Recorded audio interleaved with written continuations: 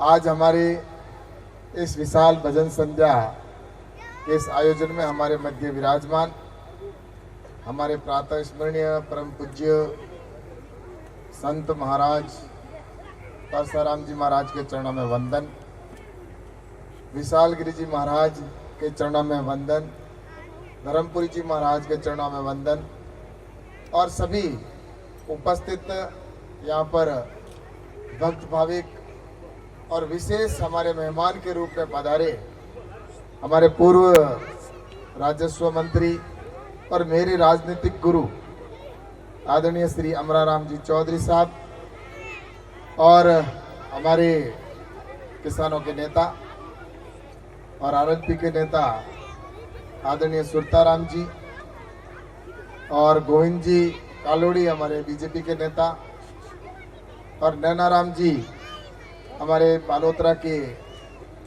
नगर परिषद के उप सभापति राजेश पुरी जी और हमारे स्थानीय सरपंच साहब और सभी जनप्रतिनिधिगण एवं सभी यहाँ पर उपस्थित मेरे पिता तुल्य बुजुर्गों, युवा साथियों एवं समस्त यहाँ पर विराजमान मेरी माता और बहनों और विशेष मेहमान के रूप में भजन कलाकार हमारे इतने सुंदर भजनों की प्रस्तुति देने वाले, अपनी संस्कृति को सजोए हुए ऐसे हमारे जीवाराम जी देवासी, कान्हाराम जी देवासी, पद्माराम जी और हमारे एंकर भाई चौगाराम जी और सभी इनके साथ में जींजा और वादन करने वाले सभी मेरे भाई, मैं आप सबका स्वागत करता हूं और बहुत बहुत धन्यवाद देना चाहता हूं आपको कि आपने जैसा अभी अमराराम जी ने भी कहा कि हमारी संस्कृति हमारी जो है उसको आप आगे बढ़ाने का काम कर रहे हैं और निश्चित रूप से आजकल जैसे भजनों की प्रस्तुति होती है,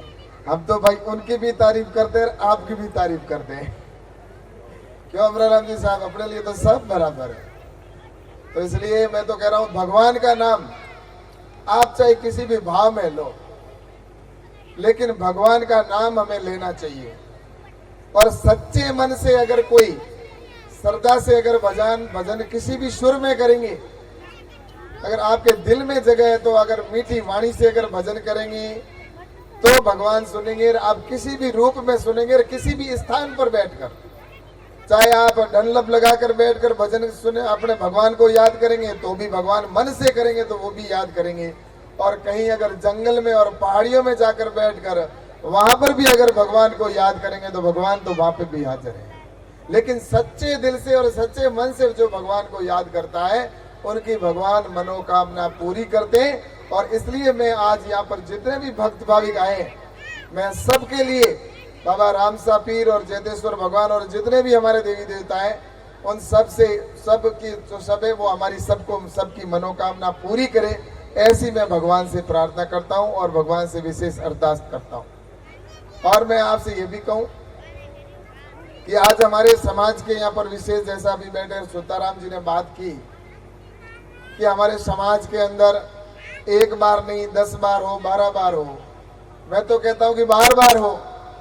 हमारे जब तक हम संगठित होकर अपनी बात को नहीं करेंगे तब तक कोई भी व्यक्ति उस तक आदमी की बात पहुंचती नहीं है।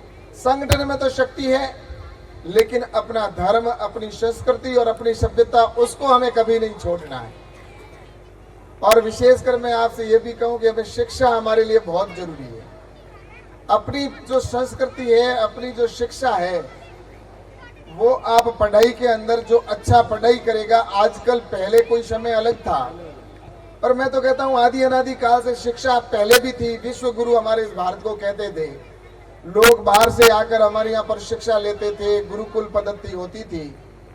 लेकिन आज जिस तरह से शिक्षा की धीरे धीरे कमी हुई, बीच में मुगलों ने हमारे यहाँ पर शासन किया, फिर अंग्रेज आ गए, उसकी वजह से हमारी शिक्षा कम हुई। लेकिन अब हमें वापस उस दिशा में जाना है। हमारे को शिक्षा के बिना इस समय कोई भी पूछने वाला नहीं है। और आजकल तो ऐसी शिक्षा है कि कोई अगर बीए भी कर ले तो मैं तो सोचता हूँ पहले की अगर 5वीं पास और आज का बीए पास बराबर है, क्योंकि नई तकनीकी आ गई, नई टेक्नोलॉजी आ गई, कंप्यूटर युग आ गया। और इस कंप्यूटर के युग के अंदर हमारे को अपनी बहन बेटियों को और भाइयों को पढ़ाना बहुत जरूरी है। आज यहाँ पर देखा हमारी इतनी बहनें बेटी और प्रधानमंत्री माननीय नरेंद्र मोदी जी कहते हैं बेटी बचाओ और बेटी पढ़ाओ। बेटी पढ़ेगी तो 2 घर को रोशन करेगी। तो इसलिए मैं आप सबसे यही कहना चाहता हूं और इसीलिए आज बाप जी के आशीर्वाद से और आप सभी समाज बंधुओं के विशेषकर ओटाराम जी को धन्यवाद देना चाहता हूं। मैं आज यहाँ पर ये ओटाराम जी के प्रयासों से और वसुंधरा जी ने जो उस समय भारतीय जनता पार्टी की सरकार थी और उस समय जो जैतेश्वर धाम पर आज जो छात्रावास बना है उसकी वजह से हमारे यहाँ के जो आने वाली पीढ़ी जो आगे बढ़ेगी और वहां पर शिक्षा ग्रहण करेगी। तो मैं वास्तव में कहना चाहता हूं कि ऐसी सोच आपसे निवेदन है कि आप अपने बच्चों को अधिक से अधिक अपनी बेटियों को भी पढ़ाए और बेटों को भी पढ़ाए, ये मेरा निवेदन रहेगा। और दूसरा मैं आपसे ये भी कहूं कि मैं जैसा आज आपके सामने हूं और आज मैं जो कुछ मेरे बारे में सभी ने कहा कि ये मंत्री बन गए या सांसद बन गए, लेकिन बना तो हूं तो आपकी वजह से, इसलिए आपका आशीर्वाद है तब मैं आज इस स्थान पर खड़ा हूं। तो आपका आशीर्वाद है और मैं आपको ये विश्वास दिलाता हूं कि आने वाले समय के अंदर जो भी मेरे से संभव होगा आपके आशीर्वाद से मैं प्रयास करूंगा। एक जनप्रतिनिधि का धर्म बनता है कि जीतने के बाद वो जनता के बीच में रहे, जनता की समस्याओं को सुने और उसका समाधान करने का प्रयास करे। तो मैं आपको विश्वास दिलाता हूं कि जिस उम्मीद के साथ आपने मेरे पे भरोसा किया है तो उस उम्मीद के ऊपर खरा उतरने का मैं पूरा विश्वास दिलाता हूं। और जैसा कि मेरे पास में जिम्मेवारी कृषि की दी गई है, कृषि मंत्रालय की जिम्मेवारी, और हम सभी किसान परिवार से आते हैं, हम सभी पशुपालक हैं। और कल हमारे यहाँ पर तिलवाड़ा के अंदर पशुपालन मंत्री भारत सरकार के और हमारे कृषि मंत्री दोनों भारत सरकार के पहली बार आ रहे हैं। आज दिन तक हिंदुस्तान का कोई मंत्री, भारत सरकार का मंत्री इस पशु मेले में नहीं आया। पहली बार एक साथ 4 मंत्री आ रहे हैं हमारे यहाँ पर। तो इसलिए वो आज जैसा कि हम सभी को वहां पर पहुंचने का पहले आग्रह किया और मैं भी निवेदन करता हूं, लेकिन मेरा एक निवेदन रहेगा जैसा अमराराम जी ने अभी कहा कि ऐसी टेक्नोलॉजी और तकनीकी आ गई है खेती के अंदर। हमें खेती के अंदर, हम किसान परिवार से आते, हो सकता है कि आज जैसा अभी सुरताराम जी ने कहा हमारे पास आजकल पैसे बहुत हो गए, पैसे तो हो गए, मैं भगवान से प्रार्थना करता हूँ जितने हुए उससे 1000 गुना करोड़ गुना और हो, लेकिन हमें अपनी जो कृषि खेती हमारी रीढ़ है देश की और हमारा मूल है वो खेती, और खेती को हमें नहीं छोड़ना है। चाहे हम किसी भी स्थान पर पहुंच जाए, 3-4 चीजें याद रखना। एक तो अपने माँ बाप को जिन्होंने हमें बड़ा किया, पाल पोस कर, दुख के अंदर सुख के अंदर भी हमें पढ़ाया और आगे बढ़ाया और काम करने के लिए आगे भेजा, एक उनको नहीं भूलना। और एक अपनी मातृभूमि जहाँ जन्म लिया उसको नहीं भूलना, और दूसरी अपनी जो जमीन है उसको हमें नहीं भूलना, और हमारी कृषि जो हमारी परंपरा रही है उसको हमें कभी नहीं भूलना है। क्योंकि उत्तम खेती, मध्यम व्यापार और नीच नौकरी कहा करते हैं, ये पहले कहते थे। उत्तम खेती, मध्यम व्यापार, लास्ट में नौकरी थी। लेकिन बीच के कुछ कालखंड के अंदर ये खेती तो तीसरे नंबर पे चली गई और युवा लड़के नौकरी की तलाश में, कभी कोई किसी सरकारी नौकरी ढूंढ रहा है तो कोई बाहर जाकर किसी के फैक्ट्री में नौकरी करना चाहता है, तो कोई दूसरी जगह नौकरी करना चाहता है, लेकिन खेती नहीं करना चाहता। लेकिन मैं आज कहना चाहता हूं कि नरेंद्र मोदी जी ने ऐसी स्कीमें बनाई है कृषि मंत्रालय के अंदर कि आपको मैं ये दावे के साथ में कहता हूं कि जिसको भी जो भी आवश्यकता है भारत सरकार देने के लिए तैयार है। एक छोटा सा उदाहरण देना चाहता हूं। हम क्या करते हैं, बाजरा है, बाजरी को बेचते हैं, लेकिन बाजरे से कई प्रोडक्ट बनते हैं, हमें पता नहीं। बाजरे से बिस्किट बनते हैं, चॉकलेट बनती है, ओट्स बनते हैं, महंगे बिकते हैं, लेकिन हम बाजरा बेच के आते हैं। वैसे ही प्रोडक्ट का हम आने वाले समय में अपने यहाँ पर कैसे कर सकें, इसकी ओर भी ध्यान देना। एक छोटा उदाहरण दूंगा कि अभी अमराराम जी ने एक बात कही कि सिर्फ 100 बाई 15 के एक प्लॉट के अंदर 6 लाख रुपए कमाते हैं। मैं अमराराम जी आपको कहना चाहता हूं कि सिर्फ 40 बाई 40 के प्लॉट के अंदर आप मशरूम की खेती, यानी खूंगी की खेती है ना, आपको खूंग भी होया करे, उसकी खेती एक कमरे में कर सकते हो, बंद कमरे में। उसमें 40 बाई 40 के कमरे में 5 लाख रुपए की साल की इनकम होती है, आपको और कह दूं। पर हमें पता नहीं है कैसे होती है। और आपको ये भी कहूं कि भारत सरकार की ओर से यहाँ जितने किसान भाई बैठे हैं, जितनी मेरी बहनें बैठी हैं, भारत सरकार के पास में खजाने की कोई कमी नहीं है।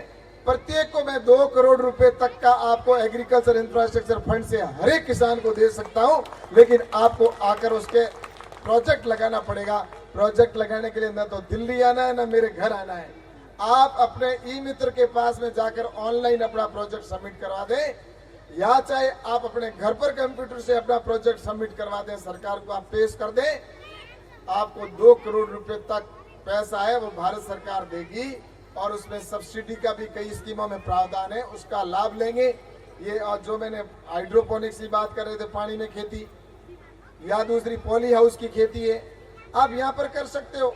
मैं तो ये कहता हूँ सुरताराम जी, आपके तो वहां पर अनार वगैरह सारा होता है, पानी ठीक है, लेकिन जहाँ पानी नहीं है वहां पर भी मैं कह सकता हूँ कि आप जो पॉली हाउस लगा रहे हो, उस पॉली हाउस के ऊपर का पानी, जो छत का पानी है, उसकी एक पास में डिग्गी बना दो। साल में 5 बार बारिश होती है, अगर 5 बार बारिश होती है तो उससे डिग्गी आपकी एक बार में भर जाएगी, और एक बार डिग्गी भरी हुई 1 साल तक उसके लिए पर्याप्त होती है। तो ऐसा करने के लिए मैंने बीच में कृषि मंत्रालय की जिम्मेवारी दी। क्या हो गया कैलाश जी, यार आपके मंत्रालय की बात तो करी को नहीं। तो ऐसी और कई स्कीमें हैं, आप उसका लाभ लो, वरना थे कोला की 5 साल बाद में कैलाश जी थे कृषि मंत्री बनियान माए के खाधो ही में। मैं कहूँ भाई मैं गीत घणी गाया था ने कयो घणो पण थे मारा सुनिया को नहीं। इसलिए आप अपनी स्कीमों का लाभ लें। पैसे वाले के बारे में बाद में आप मेरे से मिलना, मैं आपके बैंक से जो भी बात करनी, आपका पेमेंट के लिए किसी बैंक के पास जाने की जरूरत नहीं। ये तो मैंने छोटी सी बात बताई गुरुदेव, और मेरा आपसे गुरुदेव निवेदन है, आपके वहां पर जगह है और आप एक मॉडल बनाओ वहां पर एग्रीकल्चर कृषि का, वहां पॉली हाउस भी लगाओ, और उसके लिए जो भी होगा सरकार की योजना से भी कराएंगे, आपके पास भी है। ऐसे 4-5 जो आपको मैं वहां आकर आपको बताऊंगा गुरुदेव, मैं आपको बताऊंगा, आपके देखा देखी दूसरे लोग करेंगे, शुरू आपको करनी पड़ेगी गुरुदेव। और गुरु जब आगे बढ़ अगर आदेश देते हैं तो चेलों को उनको मानना पड़ता है, और हम मानते हैं, और गुरु को हमने सबसे ऊपर रखा है। और आज यहाँ पर 4-4 गुरुदेव बैठे हैं, तो मैं तो ये कहता हूँ गुरु है ना, अपना पहला गुरु तो माँ है, जिसने हमने बोलना सिखाया हमें। ये इतनी बैठी है मेरी बहनें, पहला गुरु माँ, और दूसरा हमारे गुरुदेव। और गुरुदेव, गुरु का मतलब क्या होता है, जो गु का मतलब होता है अंधकार, और रू का मतलब होता है प्रकाश, और जो अंधकार से प्रकाश की ओर ले जाए वही सच्चे अर्थों में गुरु होता है। जो अंधकार, हम तो अज्ञानी है, अंधेरे में है, लेकिन जो प्रकाश की ओर ले जाता है, हमें ज्ञान देता है, वही गुरु होता है। सिर्फ आप अगर कोई बहुत बड़े अगर कपड़े पहन लेने से या उससे अगर कोई भगवा पहन लेने से गुरु नहीं होता है। गुरु तो वही होता है जो ज्ञान देता है और हमें आगे बढ़ाने का रास्ता दिखाता है।